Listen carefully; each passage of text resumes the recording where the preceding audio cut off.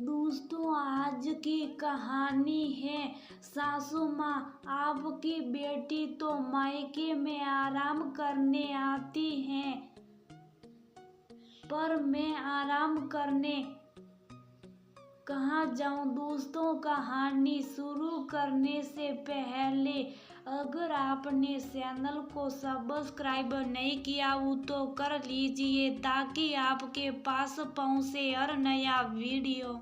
अरे बहू, घर कब वापस आ रही हो? दिवाली की सफाई करनी है, अभी सर पर इतने काम है। और एक तुम हो जो मायके 2 दिन का कह कर गई थी और 10 दिन होने को है, पर आने का नाम ही नहीं ले रही हो। नीताजी अपनी बहू पूनम को फोन पर कहती है। पूनम बोली, पर मम्मी जी, माँ की तबीयत ज्यादा खराब हो गई थी, ऐसे में मैं कैसे उन्हें छोड़कर आती, अभी भी काफी कमजोर है। नीताजी बोली, हाँ, कभी कभी इस माँ की भी चिंता कर लिया करो। अरे मेरी कमजोरी तुम्हें नहीं दिखती क्या? पूनम ठीक है मम्मी जी, जितनी जल्दी हो सकेगा मैं आने की कोशिश करूंगी। 2 दिन बाद पूनम अपने ससुराल आ जाती हैं। उसके आते के साथ ही नीताजी कहती हैं, बहू आज से ही सफाई शुरू कर दो, क्योंकि अगले 2-3 दिन तक तो फिर सफाई नहीं हो पाएगी। पूनम हास्य होकर पूछती हैं, क्यों मम्मी जी? मैं तो सोच रही थी कि आज काफी थकी हुई हूँ, तो कल से ही सफाई के काम शुरू करो। नीताजी, अरे नहीं नहीं, कल निमी आ रही है, 2-3 दिन के लिए निमी यहाँ आई और पूरा घर बिखरा मिले तो वह आराम भी नहीं कर पाएगी। पूनम और निमी दीदी आ रही हैं मम्मी जी, उनके घर हो गई दिवाली की सफाई। नीताजी बोली, अरे इसलिए तो वह यहाँ आ रही। पूनम बोली, दीदी कितनी अच्छी है, अपने घर की सफाई खत्म हो गई तो मेरी मदद करने आ रही। नीताजी बोली, तुम पागल हो गई हो क्या? क्या बोले जा रही हो? वह यहाँ आराम करने आ रही, ना कि काम करने। उसकी सास तो उसे घर की सफाई के लिए बोल रही थी, इसलिए वह बहाना बनाकर यहाँ आ रही हैं।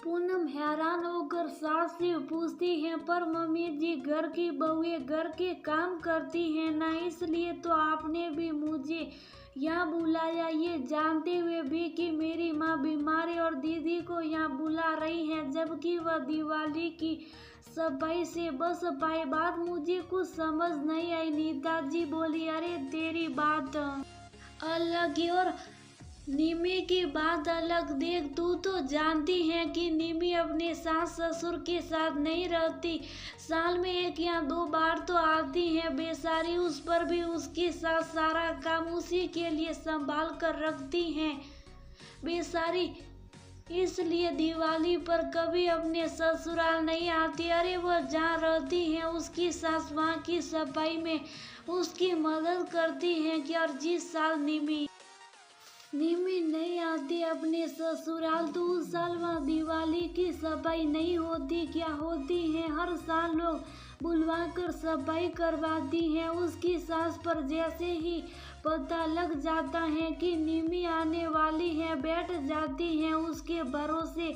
निमी को इस साल दामाद जी जबरदस्ती ला रहे हैं और वह मना भी नहीं कर सकती, क्योंकि सबको लगेगा वह अपने ससुराल नहीं आना। साथी, अरे तुम तो यहीं रहती हो तो जहाँ रहोगी वहाँ के काम तो करने ही पड़ेंगे ना। समझ आया तेरी और उसकी बात क्यों अलग है। पूनम हाँ में सिर हिलाती है। नीताजी बोली, तो फिर बेटी क्यों है, लग जा सफाई अभियान पर। पूनम बोली, पर मम्मी जी एक सवाल है मेरी आपसे। नीताजी बोली, सवाल? अब कौन सा सवाल? पूनम बोली, मम्मी जी, अगर मैं भी आपके बेटे के साथ कहीं बाहर जाकर रहूं और कभी भी यहाँ आऊँ तो फिर मैं भी अपनी मम्मी के घर जाकर आराम से रह सकूंगी, क्योंकि मेरे उस घर को तो आप साफ नहीं करेगी और इस घर को आप काम वाली से साफ करवा ही लेगी, क्योंकि मेरे भरोसे थोड़ी ना बैठी रहेगी आप। तब तो मुझे भी थोड़ा आराम मिल जाएगा, है ना मम्मी जी?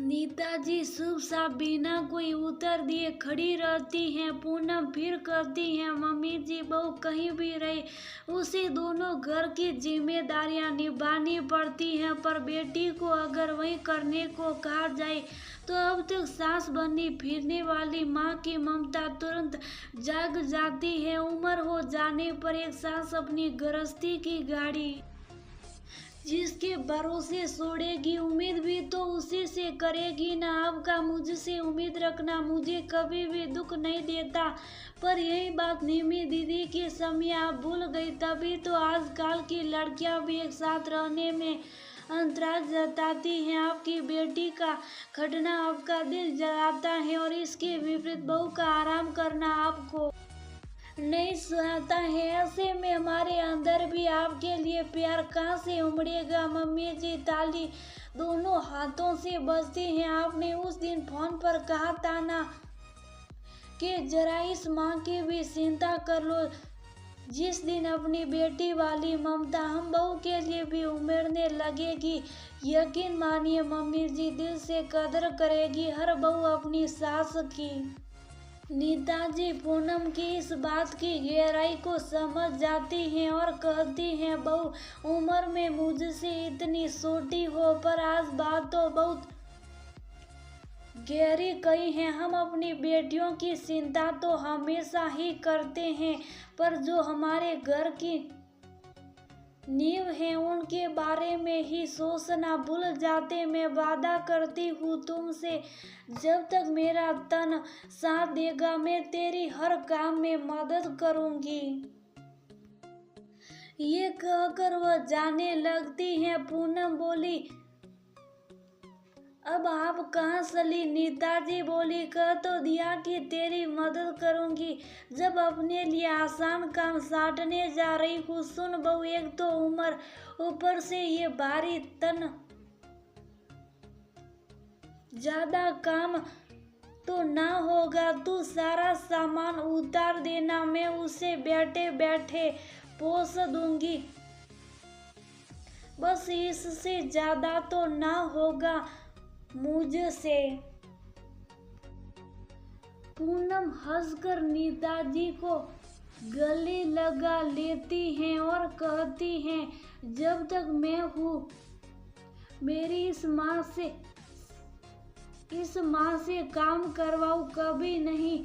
आपने मेरी मदद के लिए बोला, इतना ही काफी है मेरे लिए। चलिए इसी बात पर अब मेरा बाहर जाकर रहना कैंसिल। दोनों खिलखिला उठते हैं।